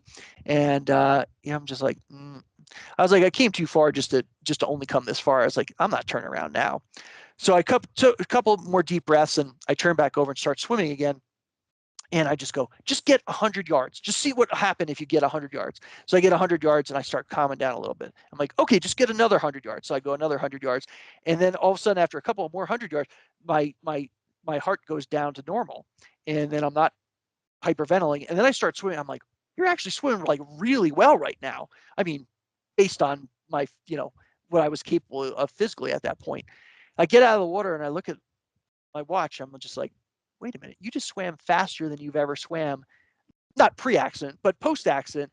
And I was like, and you just were freaking out like, however many minutes ago. Like, I was like, oh, maybe I'm doing better than I thought. So you have to do the run to the bike, and I get on the bike and the rain's coming down sideways and it's like 20, 30 mile an hour winds cracking. And this is a pretty hilly course. So riding along and then about halfway through, so there's road spray everywhere coming up on your bike. And my feet are soaked and you're already wet from the swim, obviously. And I'm just like, at some point, I'm like halfway through, I was like, I can't really even feel my feet at this point. And then I was like, well, yeah, I don't know, keep pedaling. Then a couple minutes later, I was like, yeah, your hands are on the wheel, on the handlebars, but you can't feel them either. I was like, okay, that's not good. I was like, no one's going to save you from here. Just keep pedaling. So you're pedaling through, and about a third left, my chain starts jumping off the sprockets of the cassette on the back of the bike. And it was like, the only thing I could find that wouldn't skip was like a really hard gear. So I'm barely be able to get up the hills with this big gear. And, but I'm, going enough to make it in. And then I get on to put my running shoes on. My hands are numb. I'm like jamming my feet in the shoes because I can't even tie the laces. I'm just like, I can't feel the bottom of my feet. So I just But as I'm sitting there, I'm just like remembering that doctor that said, you're probably never going to run again. And I was just like, well, we got 6.2 miles to prove that guy wrong. And I start running and I don't stop till I finish, go through the finish line. So yeah, it was tough. The race and the conditions certainly were tough. And, but you know, what first became what was a challenge for myself to make sure my body worked again became way more than that, because it really became about all the people that had helped me along the way. And because one thing I always hated about rehab was they would ask you, like, how are you doing? And there's not a concrete answer that you can give them. It's like, I don't know, it's like okay, or I feel crappy because I just got out of bed and I'm, all grumpy and my body's stiff and whatever. But to me, and the way my brain works, there was a concrete answer now of like, well, how are you doing? Like, well, I finished a triathlon in the time. I didn't ask for special exemptions. I finished in the time allotted for anybody, no matter what physical condition they're in. And when I would go back and visit all those people that helped me in the hospital, and they would ask me like, how are you doing? I'd say, well, I finished a triathlon. And then the most important thing is, and I wouldn't have done it without you, and all of your help that you gave me. So it was having the strength of more than just myself, all the people that contributed to that, and all that gave me that extra push to keep going forward when it's like, I don't, in training, I don't feel good today. I feel tired. I feel horrible. Get out and go. This isn't about you. And then that always pushed me forward to keep on going. So so in those horrible race conditions, you know, you kind of you're in you're in isolation as well. It's coming down hard. You're just looking. You can't even see through your sunglasses that well, and you're just like in that zone of like, push forward. You're here for a purpose. You're here for all the people that helped you along the way, and you have something to give back to them. And this is the first thing you can do. So that's really what got me through it. Yeah, no, it's super inspirational. And at what point were you like, I gotta put it into a book form and help inspire other people going through their whatever uh, challenges they're dealing with? Yeah. Well, at first, having so much time to think in the hospital, I was just like, well, what do I do with this? Right. And how do I help someone else out when I kind of discover, like, I think this is the purpose of what it's about. And at first I was like, well, I think I should talk. I'm supposed to talk in front of people, and kind of like, I wasn't really sure, because you're trying to figure out how this fits, and obviously help people that there's just you see, because I'll stop people when I see them with slings on and braces on the street or on trails. I'll just say, oh, how are you doing? And talk to them about their injury and see what they want to tell me about it and how I can maybe help them through it. But I thought, I was like, well, maybe I'm supposed to talk to police. So I spoke at a church, and afterwards, a guy came up to me and he said, I really like your message. Do you have this anywhere I could give to my friend, because her friend was going through opioid addiction. And apparently, I said, I'll go and see them if you want. They're like, oh, they won't even let anyone in their house. And then the mission's always changing, because like, how you think you can help other people may not be the way that in reality they need help. So I was just like, well, if maybe I had something written down, then I could have handed that guy a book and he could have given it to his friend that had that opioid addiction, and they could have read it in their time whenever they wanted. They didn't need to be anywhere, because I was like, maybe I'm hitting the people that maybe don't need it the most. Maybe I'm missing out on the entire population of people I'm really trying to help if I don't write it down. So I was just like, you know what? You sit down and write it down. And if you truly want to help other people, and you're not paying attention to the signs and the things that people are guiding you towards, that that you're not doing what you should be doing. You're not fulfilling your mission in life. And that's how I wrote the book, and with the simple purpose of trying to help other people that are going through tough times. Because I would say, it's like, the story is really not about skydiving, or it's not about triathlon. It's what it's about is something unexpected happens in your life, and how do you come back from that? It could have just as easily been a car accident, cancer. It could have been, someone died in your life, and passed away, and like, how do you get back to where you want to be? And hopefully passing on some of the lessons that I learned or the things I used to get back is helpful for some other person going through that tough time. Because, you know, there were days, I'll tell you, when I was laying that hospital bed, you're like, how am I going to come back from this? You doubt yourself. And, you know, sharing that is like, I didn't just get up and say, oh, I'm going to do a triathlon. It's like, man, there was a lot of struggle before I ever got to that point.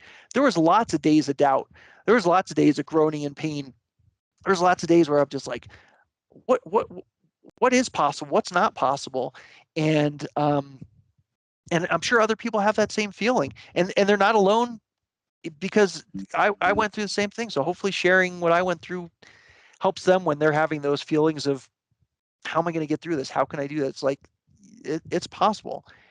Yeah, no, it's inspiring. It's a good read. I recommend it. So if anyone's listening hasn't read it, make sure to go pick it up. Sam, do you have any questions, since we've gone a little bit of time without talking to you? Do you have anything that like impacts you now still, or no at all? You mean physically, as far as injuries, or just Kind of in general, but like injuries, but like anything really? yeah. Well, I mean, I guess in terms of injuries, yeah, I was super lucky. I mean, they're like, my elbow doesn't work, as well as it did.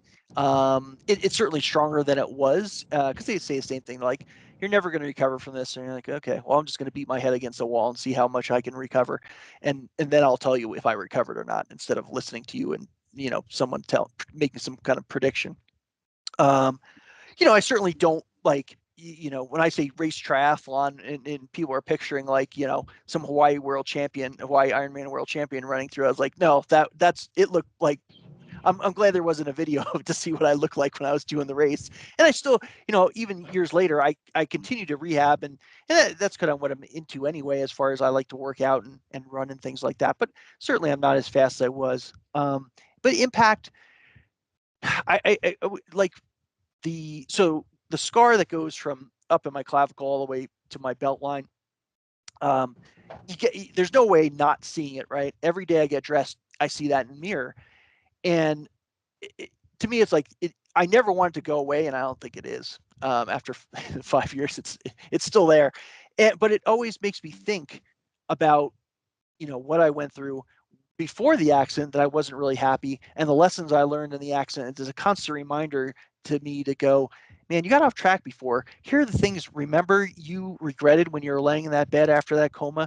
Like, you can't ever let that happen again. You need to find a way to, there's going to be days you're off course. There are going to be days you're going to be dragged at work, where places you don't want to be, but you got to come back to where you have to be. And that's a constant physical reminder of going, now, what happened. Don't let it, don't let your rest of your life turn into that. And, also, like, you have more of a purpose. Like, you can't get sucked into work because you said you wanted to help people, and it might not be easy. You might not always be able to how to figure that out. And everyone doesn't say yes when you say, I think I can help someone, I want to speak. So you're like, you get rejection, and then but it also tests you of like, how bad do you really want to help someone? Because there's an idea, and then there's an execution of it. And sometimes it's not always everyone, doesn't open the door and say, yeah, I think you can, have a great message. But there are people that do. And then you have to take advantage of that. So yeah, I think that always stays with me, that scar. Um, and I love looking at it, because it's like, that's brings you back to where you need to be, and it guides me. If I ever, get off track, or anything's difficult's going on, it's like, you said, you open your mouth to yourself. You made these promises to yourself. Now you need to fulfill them. So I think that's what stays with me the most. Yeah, no, and what peaks are behind you? Because I see some pictures behind you. Oh, yeah. So that's Annapurna 3. So this is from Nepal. I was there in 2012. So we did the Annapurna Sanctuary Trek, which is awesome. So if you ever have the chance to go over to Nepal, do the Annapurna Sanctuary Trek. It's awesome. So that's Annapurna 3. So there's like 4 main Annapurna summits. Annapurna 1 is the one that's 10th highest in the world. 26,000 whatever feet. And that's also, it may have changed over the years, but at one point it was for every 2 people that summited, 1 person died trying to summit. It was one of the most lethal mountains in the world, especially the 8,000 meter peaks, because of 14 peaks above 8,000 meters in the world, and that's the 10th highest. The one above that is it's called Machu Picchu, or as Westerners call it, Fishtail Peak. So that's also on the trek into the Annapurna Sanctuary, one of the most amazing mountains in the world. I think it's 22,000 feet, maybe. I don't know, something like that, somewhere between 21, 22. Amazingly beautiful. I actually don't allow anyone to climb that. They call it it's a religious mountain, and they will not give a permit for anyone to try to climb it. So unless someone, I guess, climbed it illegally, I don't think anyone has ever summited. I don't know. I can't say that officially for 100% accurate, but yeah. So those are amazing peaks that I got to trek in Nepal, and that's amazing country, amazing people, and I was lucky enough for 2.5 weeks to trek, and we had all Nepalese guides with us, and it would teach us, traditions of the country, religious beliefs, things like that. So it was an amazing place. I'd love to get back there again. Yeah. Yeah, no, Nepal and stuff. We actually had these guys try Nepalese food when we went to Seattle, Uh, and they just loved it. It was so good. I love that, and that's good. When you see the Flatirons today, or you're in Boulder, you're kind of near where the accident happened. Like, what kind of goes through your mind? Do you still feel lucky, or does it kind of maybe bring back some subconscious memory or anything? Or I think I look at things a little bit differently now in terms of like just beauty. When I see, not saying I always thought the Flatirons were beautiful for sure, but I think especially every time I go back to a place that I had been to before the accident that is potential that I would never have been to again, I would say the colors are a little bit brighter. I appreciate it a little bit more. It's a little bit tougher now that I can't hike quite as fast or run quite as fast or do those things as fast. I think I appreciate it more that I'm able to get back there again in a way that I might not have.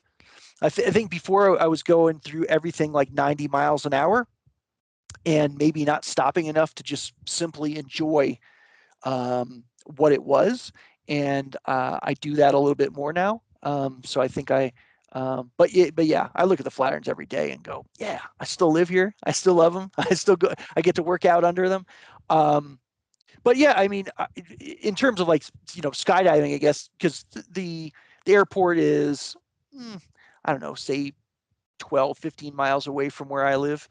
So I'll go out and ride my bike, and anytime I'm near there, I'll always pull down the road, and because I'll listen for the jump plane coming across. I'm like, okay, they're on jump run. Jump runs when everybody gets out, and I'll stop and I'll hang out on this with my bike and just watch all the parachutes land. I might not go like directly and see the skydivers. I'm generally not. I'm usually on the outside, and I'll watch everybody land, and I'll just keep going. And I mean, I'm incredibly lucky that I'm still here to be able to see that. I don't have any negative thoughts of skydiving where it's. I mean, I think I've brought the positive things that I've gained from skydiving. Like I said, almost killed me, but some of the skills you learn also help me survive. And you can't dismiss that.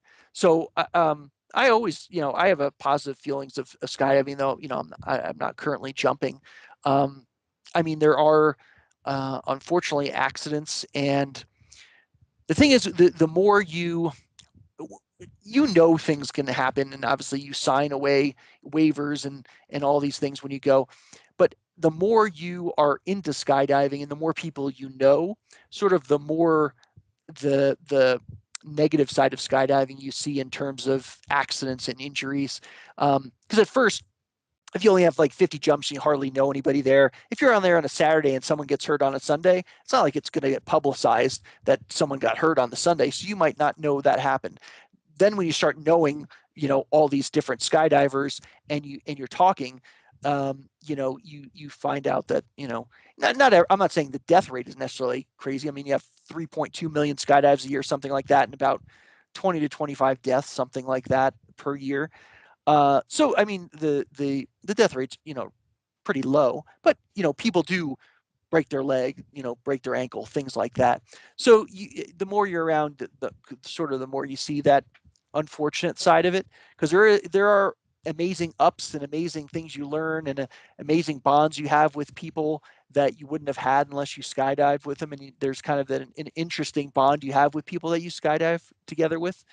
But yeah, there is that downside, and unfortunately, people do get hurt, and there are people that pass away every year, which is incredibly sad. And when I see something like that happen, it's something I think about a lot, and pray for that person and their family that they went through that. And I kind of reflect back on my own experience and what I put my family through. And it's a tough thing. It's an amazing thing, but then if something goes wrong, it has catastrophic consequences where someone's brother, someone's father, someone's mother, someone's sister, brother, all those friend dies, and they're left without them.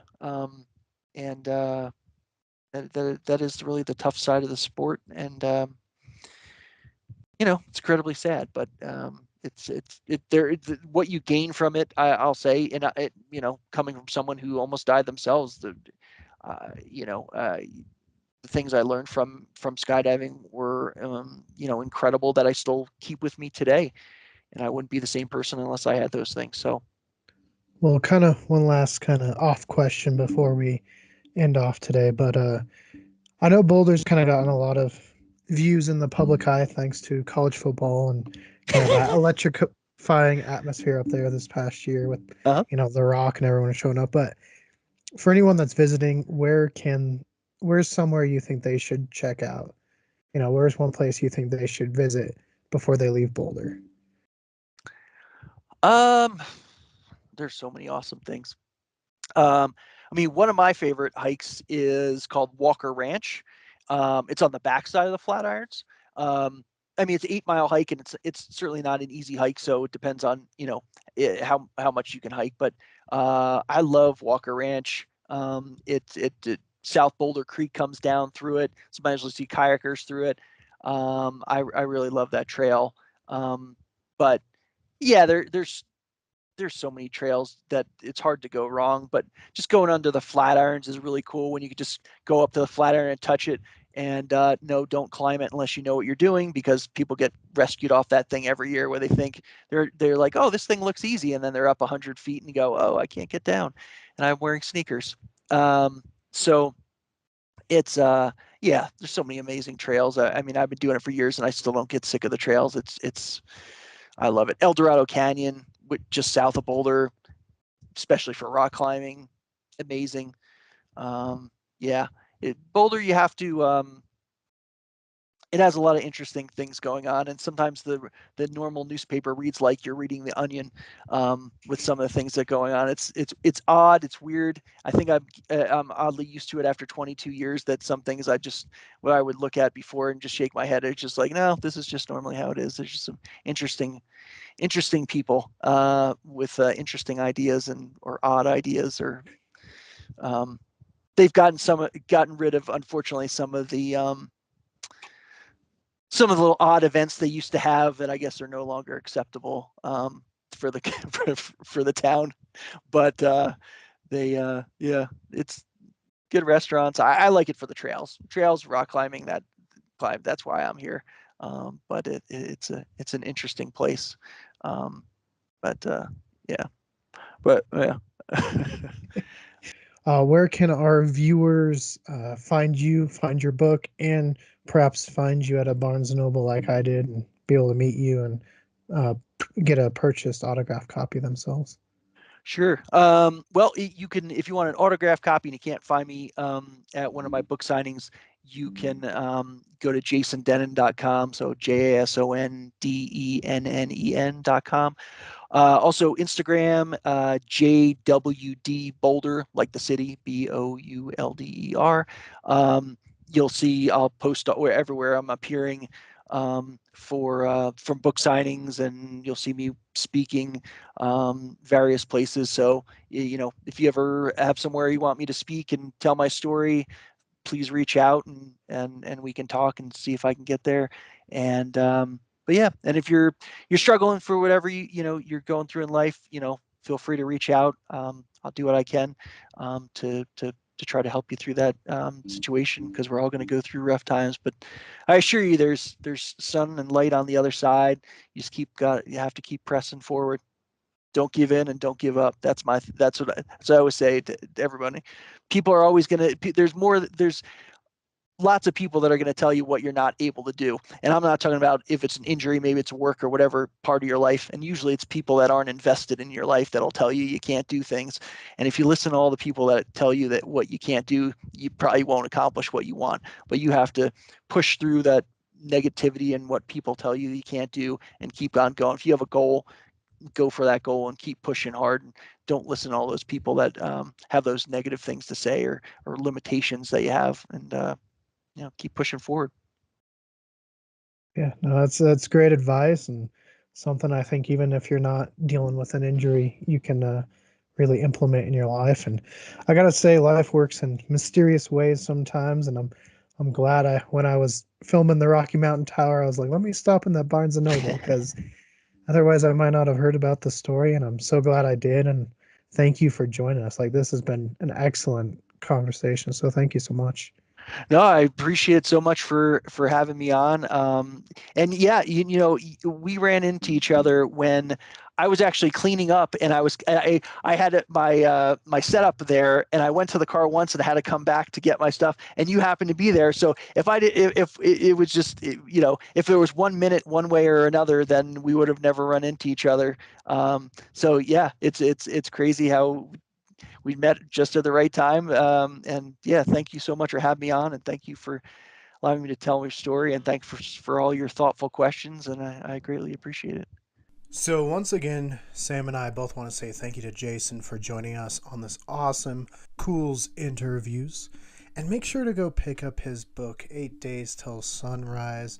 Honestly, it's a good book and it's pretty inspiring. So, I think even if you haven't gone through this life altering injury, and you're just looking to be inspired in your own daily life, I think it's worth checking out as well.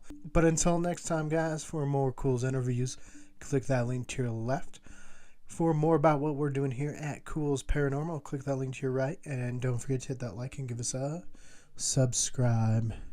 And let us know, have you read Jason's book? And what was your biggest takeaway from the interview? Tell us in the comments below.